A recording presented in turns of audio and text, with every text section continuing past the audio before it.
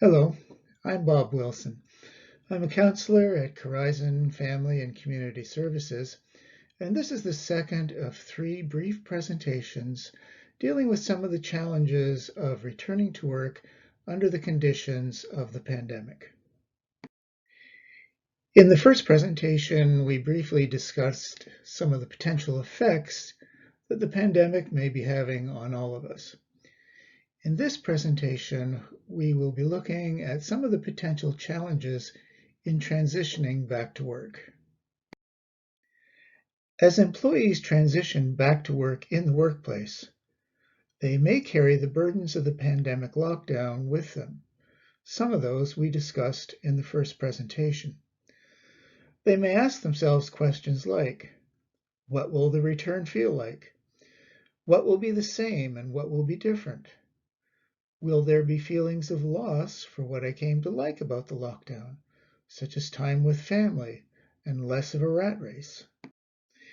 In this uncertain time, employees may be coping yet again with the burden of multiple uncertainties.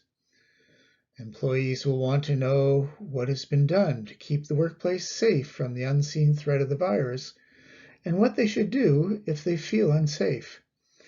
Employees will want to know what is being done to encourage their fellow employees to practice safe hygiene and to stay home if sick. Employees will want to know what policies and procedures have changed and which remain the same.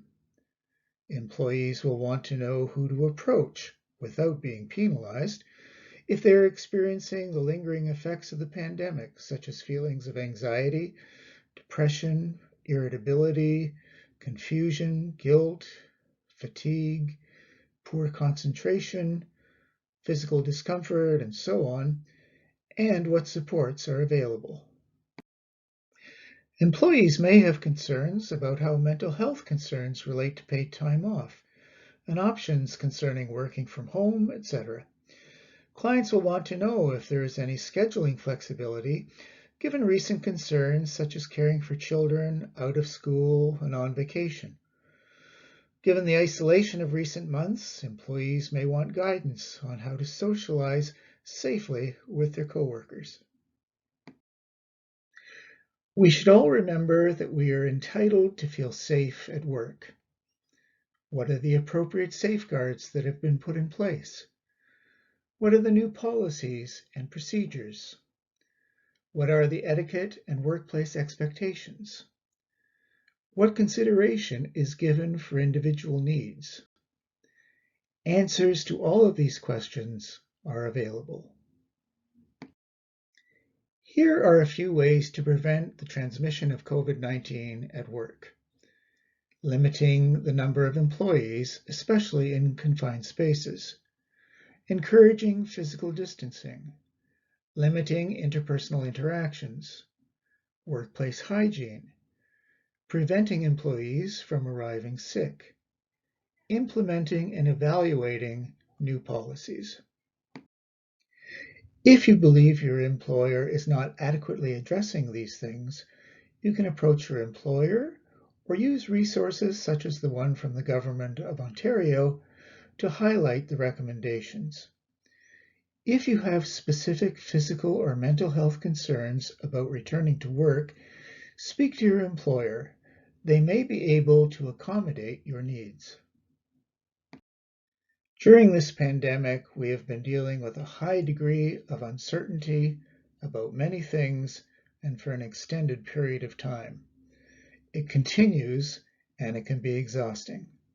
So learning to focus on the things that are within our realm of control can be very beneficial. Consider this question: what is in your control? What is not in your control? This graphic may help us to reflect on that question.